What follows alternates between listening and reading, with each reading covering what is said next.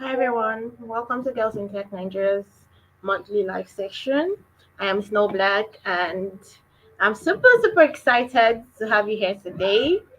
For this month's theme, it's been visibility for a while now. We had like the visibility challenge where you have been posting your pictures, your videos, and basically trying to be visible throughout the month. And we hope that's going really great for you. So, to talk about behind the spotlight, building visibility, which is today's topic, I have somebody amazing, somebody extraordinary, a superwoman here with me today.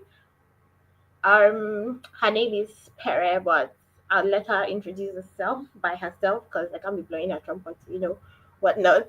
Pere, can we please meet you?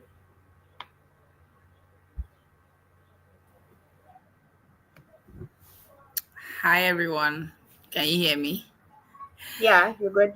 Okay, great. My name is Perelade Dimanche. I called it slowly so that everybody's gonna get the name. But yeah, I'm a talent manager, event and tour manager, project manager. Yeah, I do a lot of these things, but I do it within the entertainment industry and yeah, all things entertainment, live music, live events, sort of like all that. Yeah, I think that's it. Okay, so what was your journey like getting into talent and tour entertainment management? Okay. I think I recently said this story and it dawned on me how it wasn't even premeditated. I just knew that I always wanted to be in the entertainment industry. For one, I even thought I wanted to be an actor. So I went for a couple of auditions and did all of that. But um, you always find your path, even when you're not looking sometimes. So I Mm. remember doing stage management for a couple of my friends' events back in my hometown. And I just know that it was even the people around me that told me, oh, you seem like you can manage people. That's basically how it started for me, was like people were Okay, so telling me, that was oh, like the defining moment where you were like, "Oh yeah, yes, I think I can do this." exactly. He was like, "Oh, so this thing I'm doing is this," and then I did some research and found out like the name of what they were telling me I could do, and the name was talent management. And I said, "Okay, cool. I'm a talent manager." I kept reading about it, and already because I was doing events and doing stage management for events and doing more of all of that, hosting, PR, it just blended. It was just things I was volunteering in, and before you know, like I got good at these things and continued. Yeah. So So, while you were at all this, doing all this volunteering and whatnot, did you ever feel like you were unseen, or did you feel left out or overlooked in any kind of way? oh yes, a lot of times. I felt very not seen, even till now, sometimes. Because and I'm just going to play the card here right now and drop it. I felt not seen because every time I walked into a room, a lot of people do not believe that this person with breasts is the person who can do these tasks. So Right. it was that The I was gender invisible takes. because there's the, oh, is it this girl that's going to do this thing? And then when I do it, some people will not try to downplay it, like, oh well, okay, yeah, you did it, Wasn't that so hard? yeah, it wasn't that hard. Women, we've been doing this thing. And it's like, but I did it better than you, boys, but to be honest, yeah, I felt unseen for the most part of it. For the very first 5 6 years, I was unseen by the people I thought I wanted to be seen by, to be honest. So, how did you push through all that? Um, I got the thought out of my head. Let me not lie. I got the thought of being seen out of my head. And what I decided to do was to pursue excellence. So I told myself that I was going to be so good that nobody will come into a room and not see me. Like that's how much. So I decided that it'll be, you can't even like you, I'll be the first thing you notice when you walk into a room. So I worked on my looks, I worked on my job, my skills, I worked on just being the best in the room. Wherever I find myself, I'll be the best. If the men in the room can carry like a truckload of like bags, maybe 10 bags, I want to carry 12 or 16 bags, just so that, it's sad, but it was just a means to an end for me. For me, it's like, you must see me. I'm not going to, but you must see me for my skills, not for just Right. anything. It's like, I'm good at what I do, so you can't ignore me. Yeah. Hmm. So Yeah, that's like it's hard to actually do so much and yet you are not recognized for it and you put like a lot into it. So then again, what does visibility mean to you? visibility. What does visibility mean to me? Hmm. Visibility for me is first of all, to be aware yourself of where you are, where you stand, but for other people to be aware of you, your gifts, your skills, and what you're doing. So it goes both ways. You have to be visible to yourself first, and then work on being visible, like on being like seen, on like making sure that your work is, it's outside, it's out there. Because sometimes, you see, even with the things I said I've done, some people still don't see me. So sometimes I have to like say, hey, hi, my name is Pere, I do this, I do it very well, I do that. Like, I have to actually push Present and yourself. actually make it more. Yeah, because the honest truth is, people have audacity, and some of these people who have audacity are not even doing as much as you're doing. So might as well just order audacity from Temu or wherever you want to order it from, and and help yourself, honestly. Yes. So, from all you do, you work like behind the scenes a lot. You're not in people's faces. How do you stay visible? Now, I don't mean visible in like the crowd or anything. Like, how do you outshine in your job? How do you put yourself out there? How do you get people to call and say, "Hey, Pere, we heard you do this. We heard you do, or we've seen you do this, or we've seen you do that." Because you're mostly behind the scenes, so people don't get to see what you have done or what you can do. They just see the outcome of it. Oh, this event is amazing. Yeah, but they don't know how the sweat, the tears, and whatever went into it. So, how do you put yourself out there as a brand? Okay, cool. But so one of the things that I started to do recently, was not even recently, but over a few years ago, was that I start to share my experience. So when I post an event and I say, "Oh, this was a great event, I did this," sometimes I post it and I move on. Or, "This is a great talent," and people don't even know that I worked with this talent. Like, they don't even know. I just share it like it's just one news. So what I started to do for myself was, when I post about a talent and then I say, "Oh, I did this with this talent. I did that with this talent." I then, on social media, I realized that I'm great at telling stories. If I do say so myself. So I would usually maybe post it in a funny way and say, "Oh, hey, I went on this job. I was the stage manager. This happened, that happened." Because of how I tell the experience, you can tell that I was in that place. I experienced it. So that's what I started to do. I started to share my experiences. I started to um stuff like this now. Attend, panels. I started to talk. I started to teach, also, like teach people, and also mentor people also. So for me, it was, I had to learn how to come out and tell my actual story, because if you don't tell your story, nobody's actually going to tell the story. I'm still also learning. Like, I'm not perfect yet, but I think that it has also helped people reach out to me, because most of the people that I've worked with have come from online. Like, they've seen what I've talked about. Most of like my biggest jobs and roles have come from those type of posts, where I said, "Oh, I did this, I did that," and then I explain how I did it. Because the honest truth is, some people wouldn't even believe you if you say you just did it, and me too, I won't even believe you. But if you explain the process, which is something I like, if you explain and say, "Oh, this is how this was done," it makes a lot of sense, honestly. So that's Right. how I've managed to stay visible.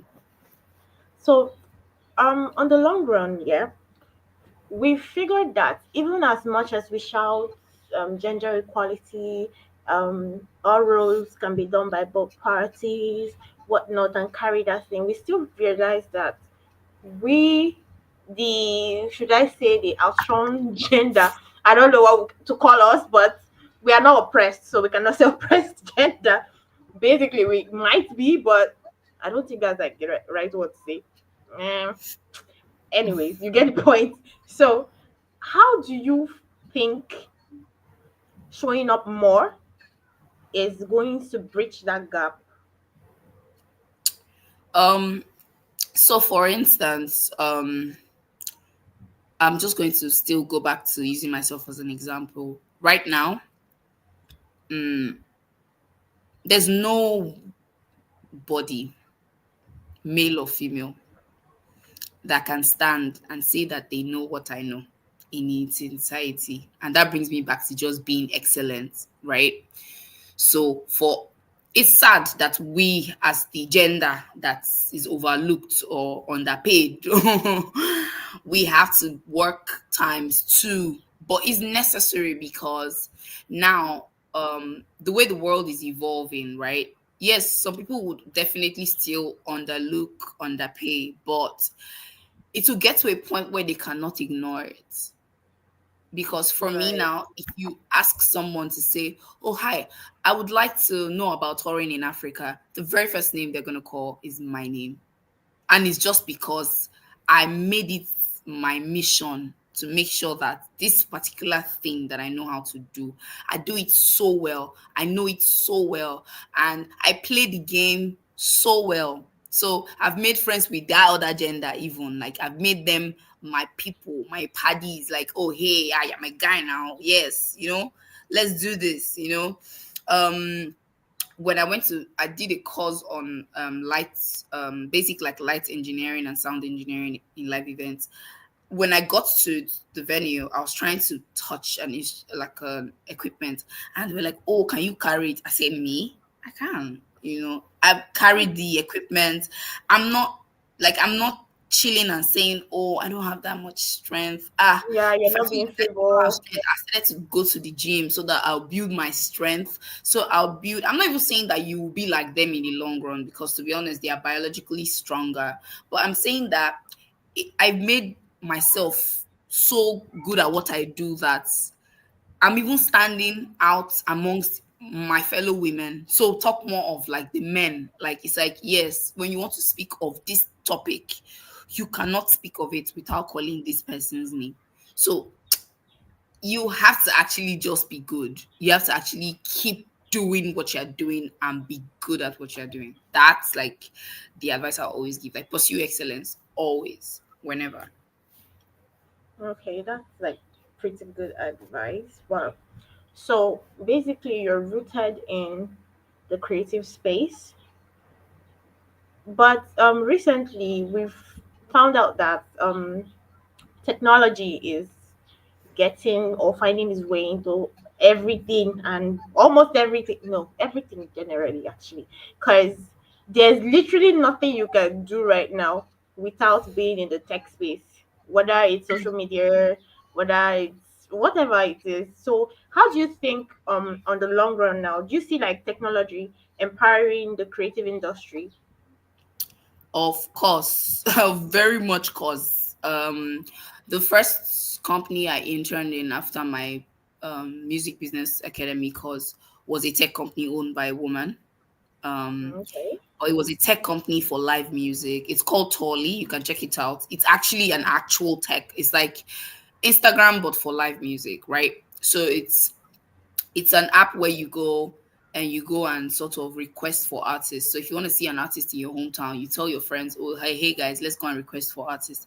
And it's been working because a lot of artists have been doing tours by seeing where their fans want them to go, and I think it's a really great plan. So this is like I did that internship in 2022. So that's even like a long time coming. So technology definitely. In fact, in the sound industry, the new tech that work now, you don't have to do it manually. In the lighting industry for live music, there's new tech all the time. There are new equipment. There's new everything. There's new automation. There's just everything new. So tech definitely is marrying the creative industry. Like I think that they're even closer than any other industry at the moment. So you're saying that the tech space has positively influenced the creative industry. And so Yes. you personally, what tech tools do you use? Should I call them tech tools? Let me just put them basic tools. What tools that are inclined with the tech space do you use to make your work easier or go Mm, faster? it depends on what you consider as tech tools because most of my project management tools are tech tools, right? The Mm-hmm. ClickUps, the Notions, the um to be honest, even the Excel that we use is a tech tool, oh, guys. It is actually. And like so the Google workspace, the entire Google workspace, the even Zoom, YouTube, like I sleep and breathe these tools, in my daily work. I do like all of my projects arrangements on like either Notion, Trello. I use all of these like stuff to create like my plans, for when I want to do a project and assign tasks to people. um like, it's so crazy how I'm saying assign tasks, but yes, I use these tools to help myself. I use these tools all the time. I'm always having meetings, so obviously I use tech tools. So like I said, it's even easier now because sometimes I even have an event and okay, I think I just give an example. Last year's Bole Festival, I had to travel back to Lagos to get something done. I missed my flight twice. I couldn't come back until my flight had to be the morning of Bole Festival. Like imagine the morning where you're supposed to be doing your job from 6 a.m. That's the morning I arrived the festival. Now, what had happened was nobody even knew that I wasn't around because for every meeting, I was in that meeting. I was seeing the document move. I was seeing everything happen on Excel sheets. I was seeing every update. So, like I said, the tech thing, I'm bow for you guys because you have helped me to stay on track till I came to do my job physically. Tech will always be tech for me. Work from home is easy for me now because I don't have to go to an office all the time because of these tech Right. tools. So definitely, like, I use them as much as I can. I even want to learn more. I want to use more.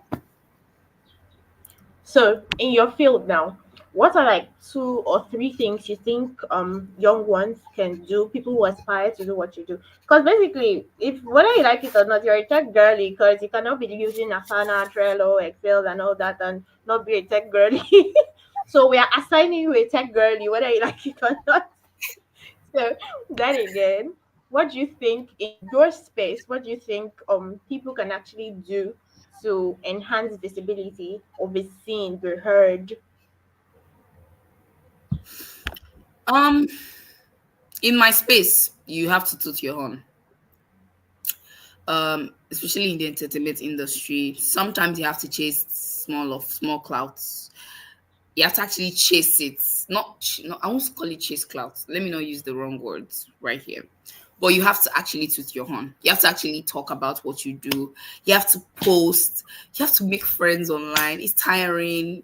Funny thing is, you might be an introvert, but for the type of people that want to pursue my type of career, you have to shine your teeth and say, "Oh, hey, hello." Good boundaries, obviously. Have very strong boundaries and maintain your integrity at all times. But you have to smile, you have to make friends, you have to say, "Oh, hello, I like what you're doing." And thankfully, in the creative industry, sometimes you can tell someone, "Oh, hey, I love what you're doing, I'd like to intern with you." And they're excited to have you intern with them because the creative space is so vast and it keeps expanding. Like, I even think that people have not even explored more of what is on the creative space. So for the tech girlies here, in case you want to even explore, this is like a sidebar. In case you want to even explore the creative industry, I would always advise that more people go into like light tech or like sound tech, like because these are things that a lot of people don't do. Everybody thinks they want to be an artist, everybody thinks they want to be a talent manager, but not a lot of people want to do the actual technical things that get you the results, right? So the sound engineers that record, or the mixing engineers, they use all of these tech. So I would always advise like people who want to come into the industry now to learn a skill, a technical skill, because when you do that, for instance, my tech skills in the music industry help me to know that, like, if I'm sitting down and I want to create a show from the scratch, I know what wires not to plug where, because I've studied the electricity and the capacity of that thing. Like, so it helps. Like, it's a part of, it's a niche that has not even been fully explored. I wish more people would do like more tech stuff. In fact, as of last year, there was a part of my brain that wanted to learn product management, because I had thought to myself that not a lot of African women were doing tech related jobs in the music industry. For instance, if you go to the Spotify job, this, an audio mac job, like most tech companies, so for the DSPs, these are like distribution platforms, so your Spotify, your audio mac, your Apple Music. If you go to their job boards, do you know the type of jobs you see? UI, UX, product management, product marketing. I was like, ha, are you sure? And the prices they pay, I'm like, are you sure I'm in the right niche? Yes.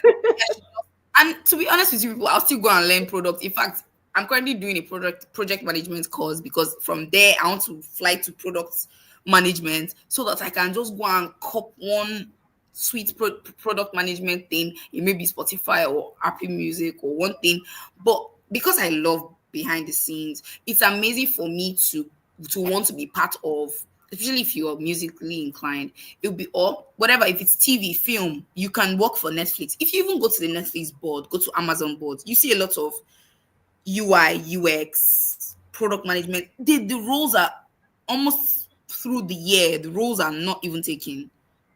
And it's beautiful because it's remote. So sometimes I even tell people, like tech girlies and boys, that, oh, please, when you go looking for jobs, don't just go and look for jobs in these places. Go to the creative industry and find jobs in those places, because I promise you guys, there's job there, and the money is heavy. If you're motivated by money, by the way. But yeah, See, regardless of how we want to see it, money is the motivation. Just regardless of anyhow you want to exactly, look at it, money is like a constant motivation. So, exactly.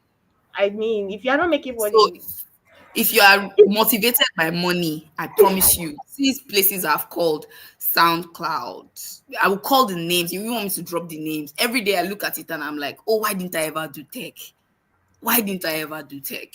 Because if you know some things about music, just a little, in fact, if you love music, you will excel, because if you are UI, UX girly, you love music, you love fun experiences, oof, just go there and go and chill and make your money, and you're good.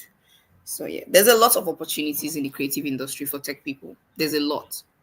so in as much as like there are a lot of opportunities in the creative industry for tech, I would like to know how you generally, how do you bypass?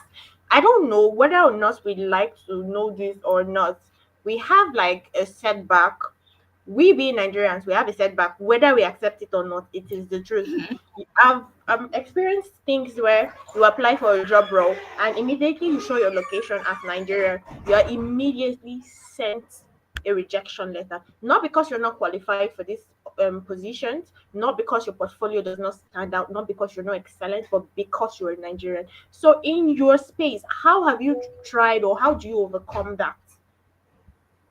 Okay. The simple thing I did was I interned for free for 8 months, no pay, and I did a lot of work for an international company. My very first time. That's how I used to bypass it. So now, when people see my CV, they see an international tech company, music tech company. So there's a trust, there's small trust. But the honest truth is, in the creative industry, they're more liberal, because they understand that for you to be in the creative space, you could be all the way in one village, one remote village in Kigali or Rwanda. I'm just saying, like, you could be all the way in one village on the island, but as long as you know what you're doing and you have good experience, they'll take you.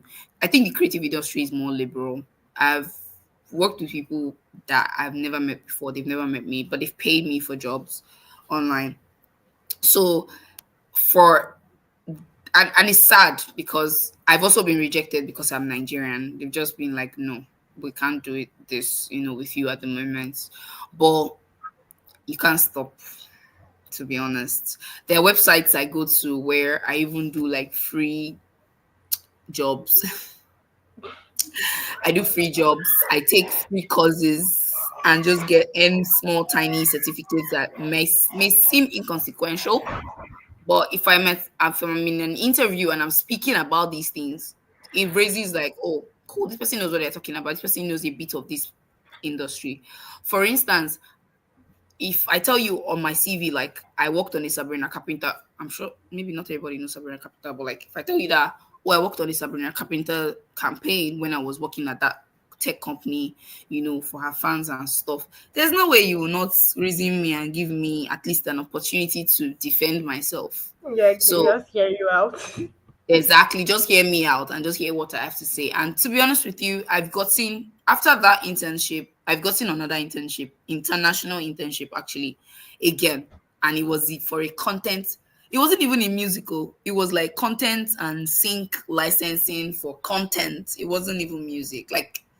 And it's just because I keep searching. And if there are students here, there's some website I used to go to. It's X10. It's called X10. So yeah, those are the websites I check to just do externship, internship. Sometimes it's free, sometimes it's even paid. But in your spare time, especially if you don't have what to do, my dears, explore externship, free externships for international companies, and just see how it's going to just turn around your CV and your life. To be honest, free jobs Okay, sometimes. Yeah, sometimes free jobs help because yeah, you might think at the time that you're wasting your time, but in on the long run, you get to find out that that was like a stepping stone to greater things. exactly, Although it can be exactly. annoying when you actually do a job and people don't only underpay you or overlook it, they underpay you, underplay you. But then again, you find out that on the long run, somewhere somehow it gets better. And because you did that job that you were underplayed and underpaid and you did Yeah, it perfectly well, yep. you get a better job in the future. Yes, you And will. somebody will look at that, oh, you did this, oh, that's nice. Oh, I want you to do the same for me. So instead of spending 3 months at home searching for jobs and lamenting, you see those same 3 months, if you use those same 3 months to do an externship or internship for free, because it's still the same time, it's still the same time you waste, it's still the same data you use. Imagine using that to do an externship, maybe in an international company, and just see how it's going to be. Like, because first of all, you're gaining experience. So every time that you even write a cover letter, your cover letter changes by your Yeah, experiences. You now know more about their industry, even. You can now talk about it and say, oh, I did this campaign for this. Oh, I know this template for that. See, those things, I'll use the word, they buzz brain. So, you when you start talking like that, they'll be like, okay, this is somebody that knows what they do. Trust me, they spot talents. And when they spot talents, they want to grab the talents. So, sure. it's not easy, So, it's not all said and done, but like these are the things that have helped me. And I've seen that the people that have also doing it have been helped too. Like this. so in your own words, would you consider yourself an introvert or an extrovert?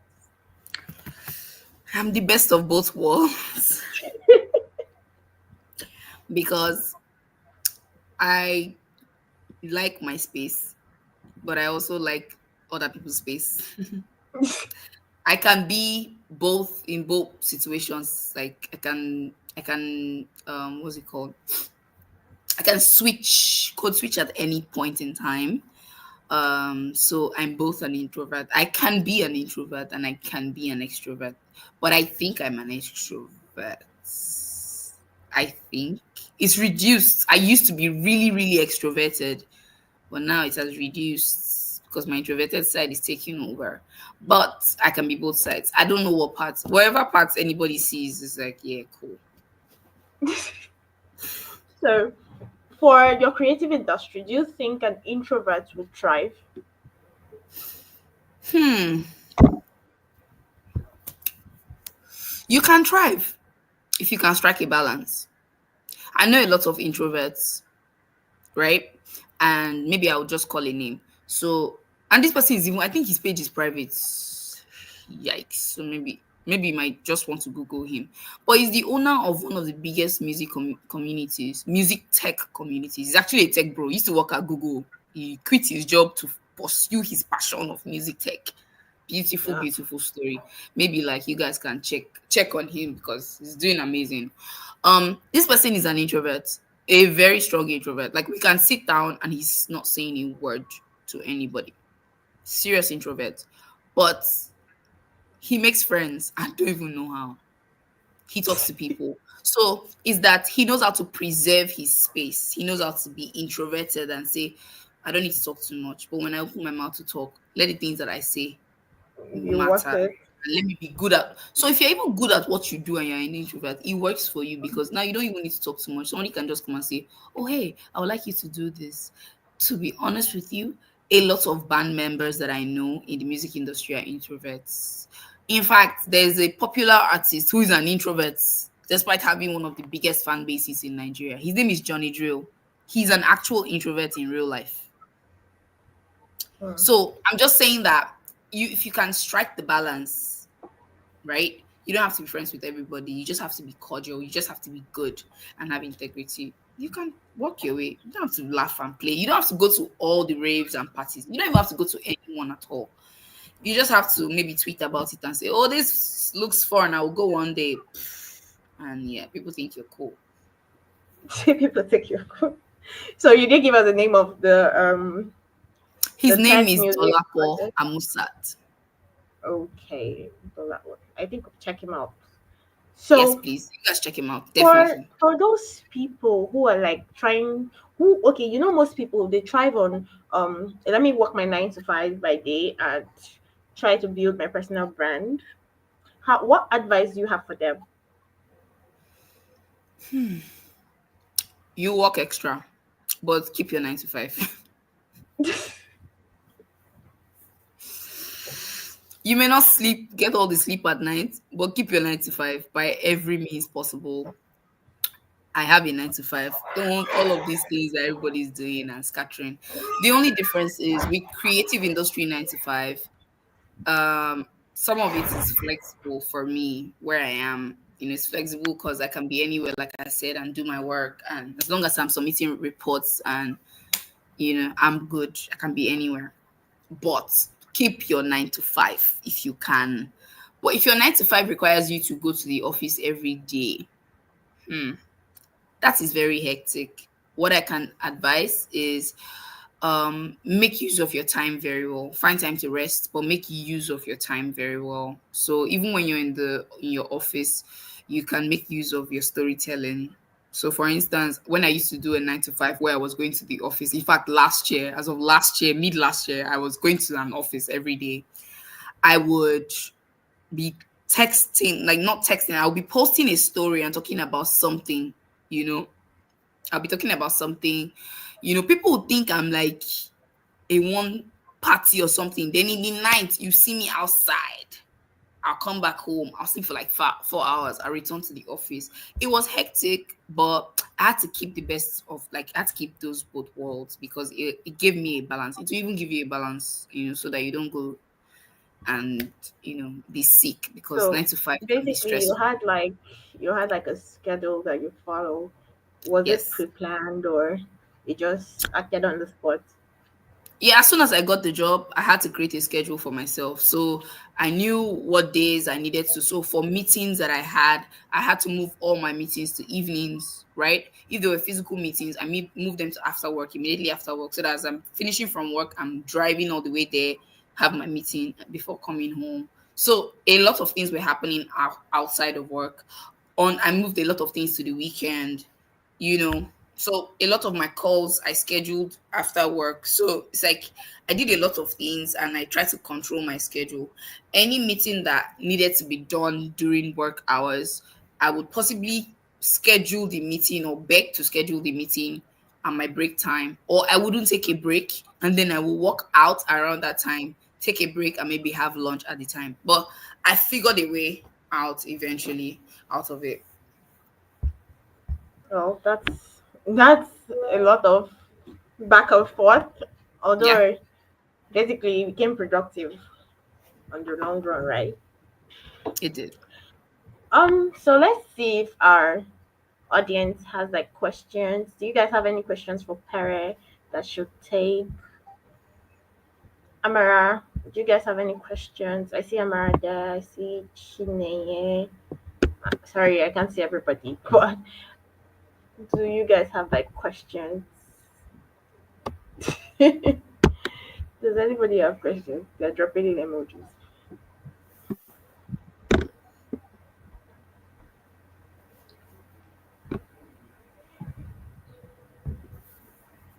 Let's give that a second. If there's no question, we'll just move on. All right.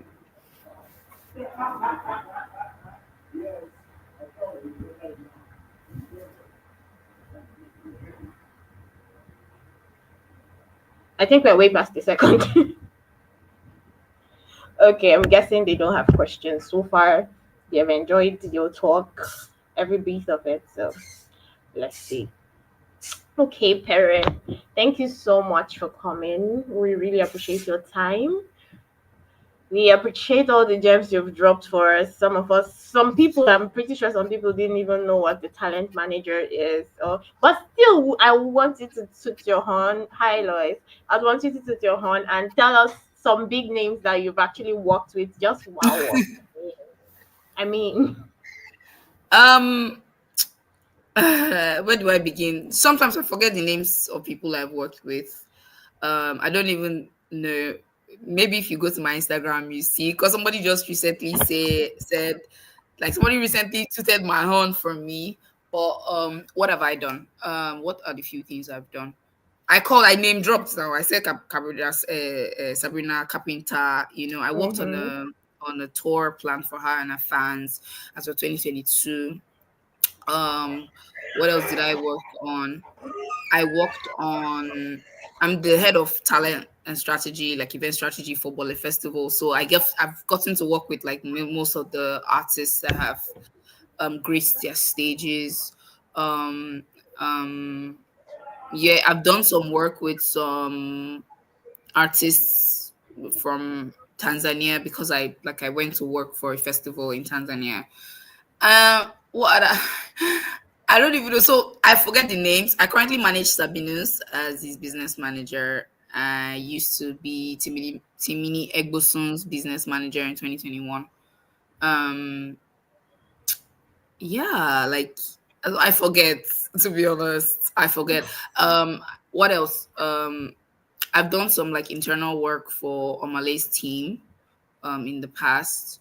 Um, yeah, though I guess those are the big names. That's I a don't know. lot I of guess names.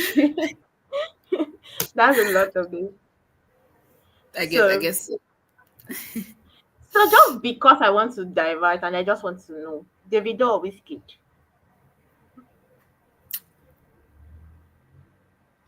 yeah, because I'm in the music industry and because I am where I am in the position that I am, I cannot be caught Mm-hmm. choosing sides. So you are not picking sides. That's what you're saying. Mm-mm. So what Okay. I will tell you guys is I'm not picking sides, but I've always been a 30 BG girly. Mm-hmm. I've always been a Davido fan, overall fan, not because of just his music, because of his approach to his music. That's what has basically fueled my fandom. So it's not about who makes the best music right now for me. It's like whose approach is better to their music. I don't care about their banters. I usually don't mind all those things. I don't even listen to them, but I care about who is more brand friendly. Like if I were to manage an artist, which artist will I manage that I know that is going to give me what I want? And I do not even care if you make me more money. As long as you're not giving me what I want, you're not even giving me the best engagement with your fans. I don't want you. I like fan engagement. I like people that Yeah, Z Trends, 30BG, like, That's yeah, big. it's not like I'm picking a side, but I've just always been a 30BG. No, we understand. We understand. You're not picking I'm sides. not You're just picking a side, saying. but I love both of them equal. Wait, not equally, but like you guys Uh, get my point, Sha. You get it. You get my point. Please mm-hmm. don't quote me anywhere, oh, please.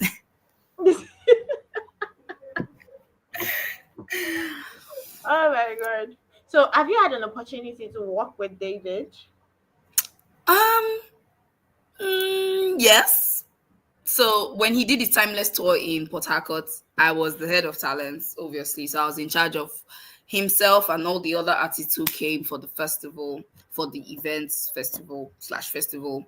I was in charge of all of them.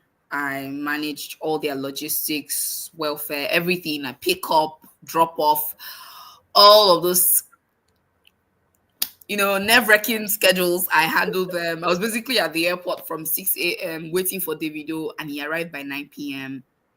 And in the time I Wow. waited, I received P Square, I received Charlie Poppy, I received a lot of artists, DJs, Dope Caesar. I received what artists came? A lot of other artists came actually, but like yeah, I received all those people while waiting for the person that made me go to the airport at 6 a.m. And he eventually came at So 9 let's just say p.m. you use a stone to kill two birds because at this I point, didn't even know I could do that because everybody's flight was like maybe 12. His own, they said, oh, it was 7 a.m. His jet was landing at 7 because he's tired. He's coming from one country.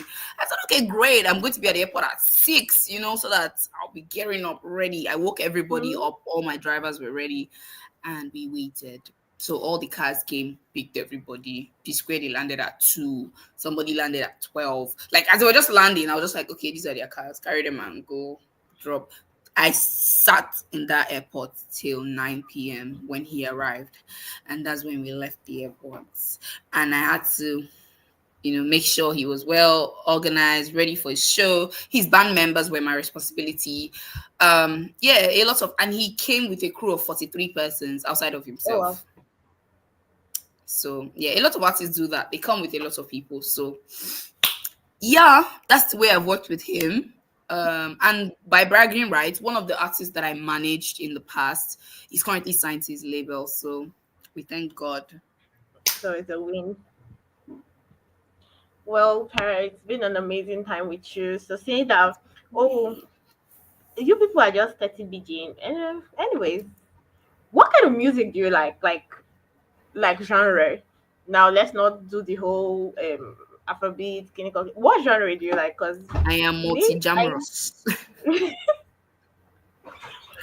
basically I like listen to music like based on how I'm feeling. I don't know. exactly. Did So you get? um people should not cut me anywhere again, once again. But I'm not such an Afrobeats fan the way people think I should be. I'm not even going to lie. Right. I love Afrobeat and what it has done for the visibility of the music industry in Nigeria and Africa at large. But there are other genres that speak to me and will always speak to me. So, yeah, Nigeria. Thank So you. um, I love Afrobeat, but not as much. Like, I would just keep always adding that caveat. Like, I love all types of music. In fact, you find me where the sad songs are. You find me where the R&B guys are. But you catch me dancing Afrobeats any day, anytime, because that's the space I find myself. But yeah, right. yeah. Okay, Agatha parent. said, although I'm a minor, I feel inspired to start an online business. Oh, Agatha, you can start with the supervision of an adult. You know, Yeah, you that's true. don't have to stop yourself from thinking that because you're a minor. You can start with the supervision of an adult. Get an adult that you think you can trust to help you start the business. They don't even necessarily have to help you start a business. You just have to like run the ideas by them, play it out. I feel like it's never too early to start doing something for you. I think it's never too early. It doesn't depend on what I feel like age is like basically a number. Cause okay, let me use me for an example. Um so while I was like 6, 7 ish, yeah. Per, I don't know if you know this parliament, children's parliament stuff. They used to do, like, I don't know if they still do that stuff. I got into the parliament when I was like 7-ish. Everybody in that parliament was 15, 17, 18, and it was just me and if I remember this girl correctly, Wodu. I think Wodu was 8, I was 7. Now, I think this was like 10, 15 years ago, something. I can't even remember correctly, but then they paid like an amount of money that was very, very, at that time, if somebody gives you 50K 15 years ago, 20 years ago, it was like so much money. It was like so much money. But I did not let the fact that I was a minor stop me, although I had guidance from my mother. So I feel like if you want to start something with guidance, it doesn't matter how old you are. It doesn't matter if you are 6 years old. Just run the idea by an adult or somebody you know is intellectually available. You just had your mom agree, right? That's amazing. So we wish you the very best, Agatha. When you start, please do well to share it to us. We'll try our best to patronize you in whatever you are doing. Please also try to be excellent at it so that you don't fall off the wagon. That's like the very first thing you have to look at.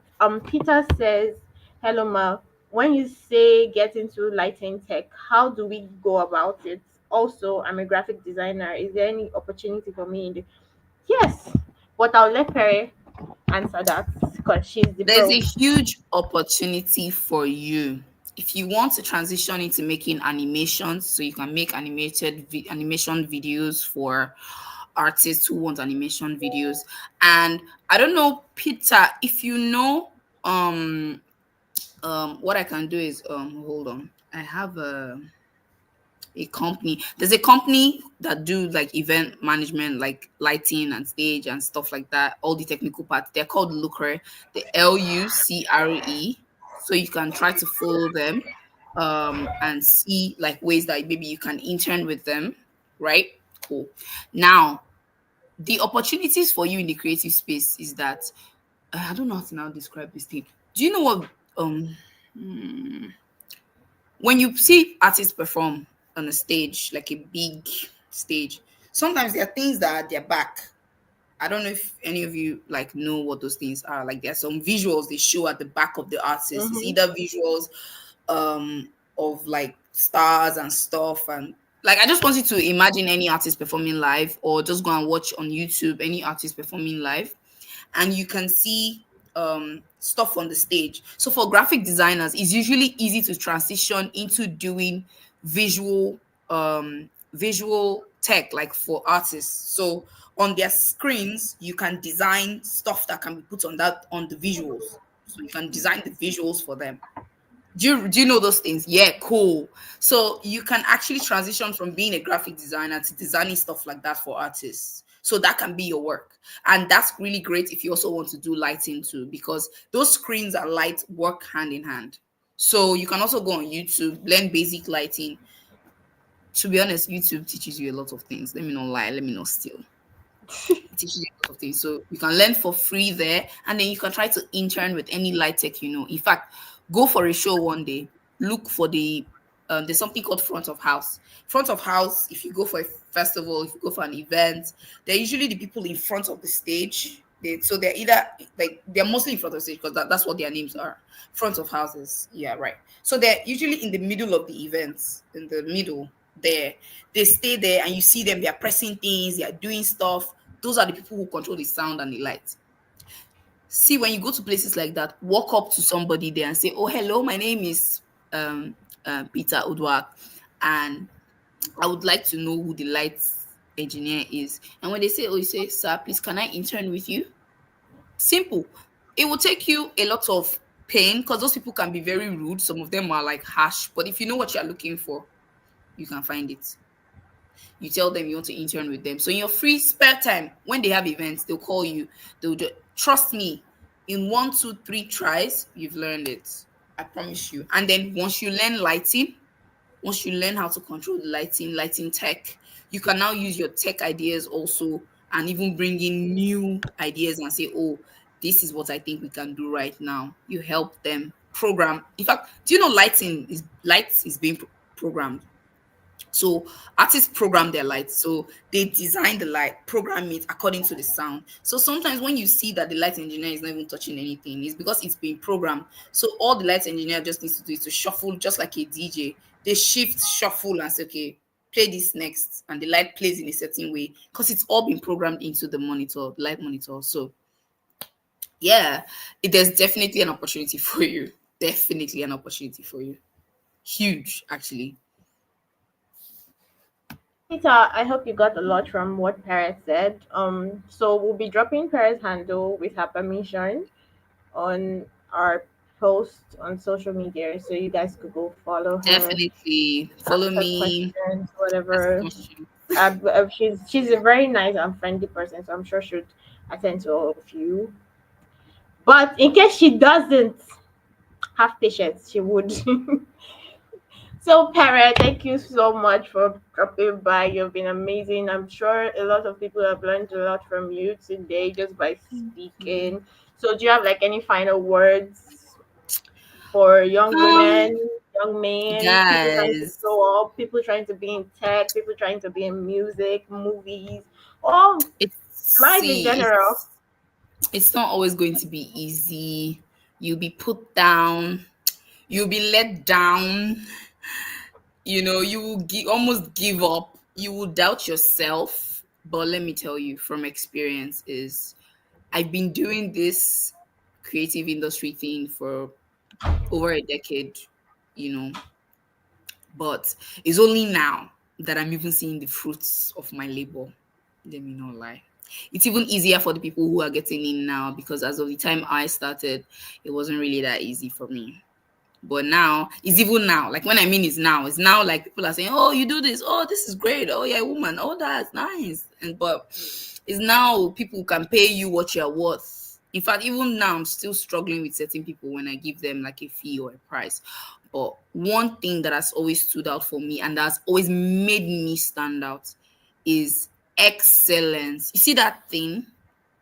I pursue excellence. Like I see, I have small pride. So I like to want to enter somewhere and let my shoulders be like this. Like, yes, I'm the one that did that thing. My brain can carry this thing that you think you can carry. In fact, I can do it more than you.